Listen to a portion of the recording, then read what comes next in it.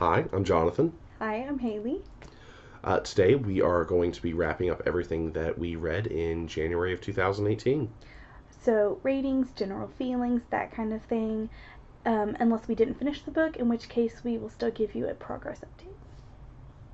My first read this year was Artemis by Andy Weir of The Martian fame. It's another sci fi story, and it's about the first city on the moon and the rich tourists who visit it and the ultra wealthy people who live there.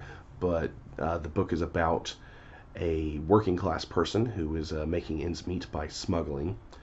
I really liked this book, but I think it might actually disappoint a lot of people who are looking for something more Robinson Crusoe and spacey like The Martian was, but that's just not the same story that he's telling this time.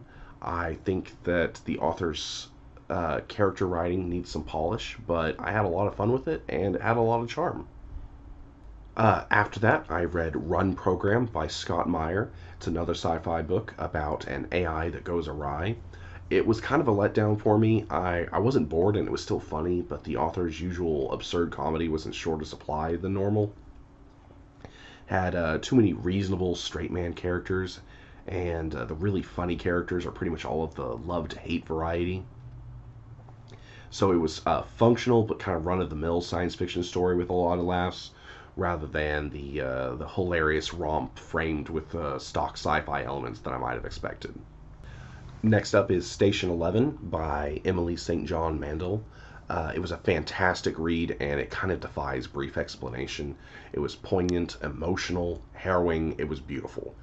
It's ostensibly a dystopian post-apocalypse story, but ends up being more about hope and humanity and relationships and just it's a lot and it's great. Definitely worth checking out. After that, I read Nine Fox Gambit by Yoon-Ha Lee, which left quite an impression. It's rich, textured world building. It's more fantasy than sci-fi in some ways, and there's a dash of horror mixed in as well. It's a space opera with a lot of twists, and I don't want to reveal too many details, but it was great. It's dark, it's uncomfortable, and very engaging. It makes me think of the Imperial Rat series by Anne Leckie, crossed with Warhammer 40k. After that was Dark State, the second book in the Empire Games series by Charles Strauss. It's one of my ongoing series reads. It's a parallel Earth sci-fi series about a Cold War between a near future dystopia of our own world and another world with steampunk vibes.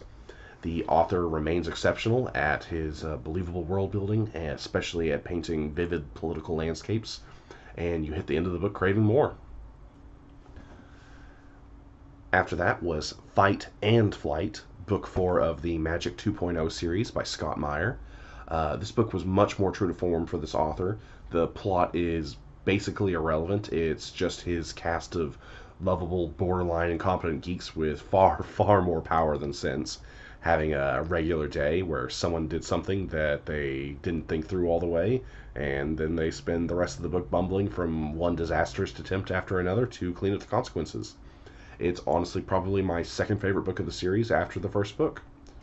I'm currently reading Debt, the First 5,000 Years by David Graeber.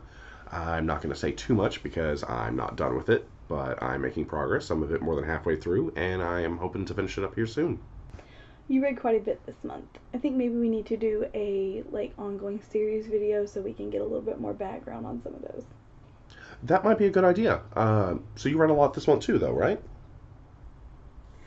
I did. Not as much as lots of people, not even as much as you, but it's a lot for me considering how little I've read the last few years.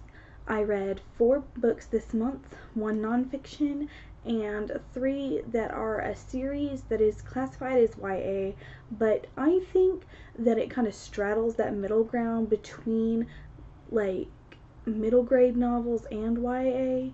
I think I would have gotten the most out of these books if I was in the 10 to 13 range. The first book I read this month was The Devil in the White City by Eric Larson. That's a nonfiction book about the 1893 Chicago World's Fair and how that coincided and intersected with the killings of H.H. Holmes. I really liked it a lot. I gave it a 4-star rating on Goodreads, and I think that it's very accessible as far as nonfiction goes. It's written in this back and forth style that's engaging and fast paced. Uh, if you like true crime, I do think you'll like this, even though it's really not a true crime novel. Um, if you like the contrast of grisly crime to like the hopefulness of what humanity is, I think that you'll like this book.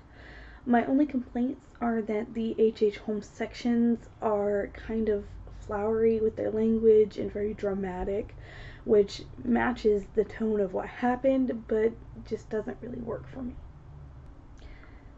The second through fourth books I read this month were the His Dark Materials trilogy by Philip Pullman, and I think I will just talk about them as a series for the most part. I gave them a 3 rating across the board on Goodreads, but I think if it had been an option, I would have given the series overall a 3.5. This series came so heavily recommended that I think it actually made it harder for me to be able to really like it, because it put expectations in my head that just it couldn't meet. So I never really felt like I got what I came for. I wanted a Narnia from a different metaphysical perspective, and that's just not what I got. It had a really unusual tone, and I couldn't love reading it in the same way. That said, it has so much good storytelling and a lot to recommend it. I would especially recommend it for tweens.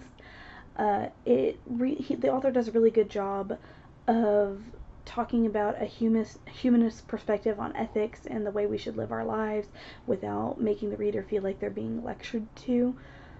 The one book particular note I would make is that the third book is definitely the best book, at least in my opinion, so I wouldn't just stop after the first one, even though it's definitely the most popular one.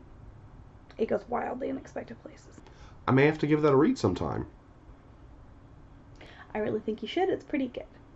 And you're reading Debt, the First 5,000 Years still, and I started reading a nonfiction book called Buzz, A Stimulating History of the Sex Toy by Hallie Lieberman. I guess it's good that we aren't monetized, because just mentioning that might have gotten us flagged for inappropriate content. Our Goodreads and the books we discussed are linked in the doodly-doo. And if you liked this video, give it a thumbs up, comment, or subscribe to the channel, and we'll see y'all soon.